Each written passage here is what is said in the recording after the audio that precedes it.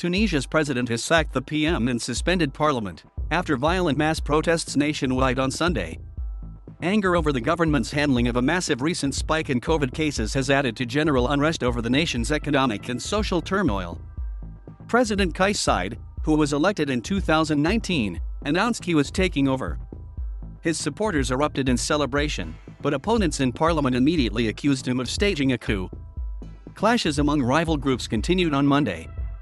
They threw stones at each other outside the legislature, which has been barricaded by troops, who have also prevented workers from entering some government buildings.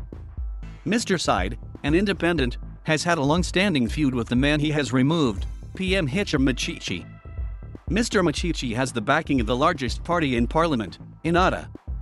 Tunisia's revolution in 2011 is often held up as the sole success of the Arab Spring revolts across the region, but it has not led to stability economically or politically.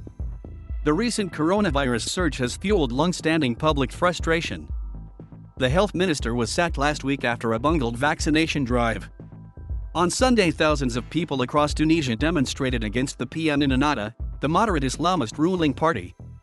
Its local headquarters in the southwestern city of Tazur were set on fire.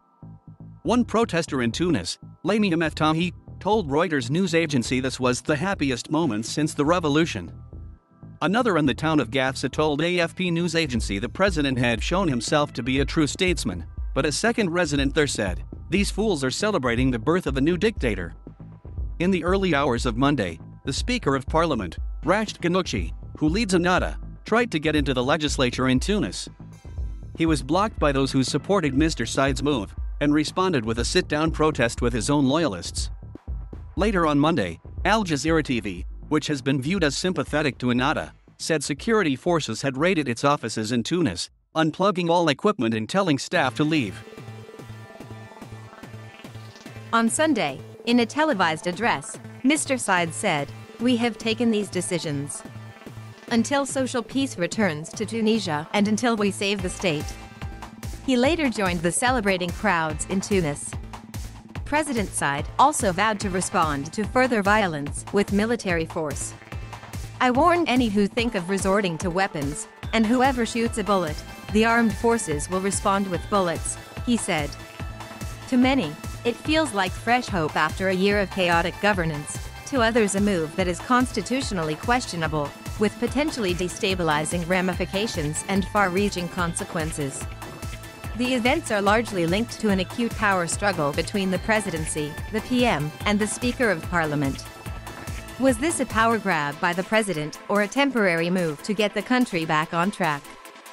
And will his political opponents mobilize their own support on the streets? If so, to what end?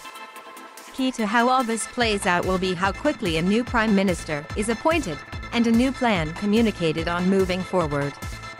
In Tunisia, both the president and parliament are elected by popular vote. Under the constitution, the president oversees only the military and foreign affairs, but Mr. Saied has long been in conflict with Mr. Mechichi. Mr. Saied has said he will now govern alongside a new PM, with parliament suspended for 30 days. The president cited Article 80 of the Constitution for his actions, saying it allowed him to suspend parliament if it was in imminent danger. But the opposition disputes this, and Tunisia's legal and political framework is unclear. The 2014 constitution calls for a special court to be set up to decide disagreements like this, but it has not been established. As the largest party in parliament, Ennahda has the right to nominate the PM. It denounced the president's move. Speaker Mechichi accused Mr. Saied of mounting a coup against the revolution and constitution and called on the Tunisian people to defend them both. Two other parties, Heart of Tunisia and Karima, echoed the coup accusations.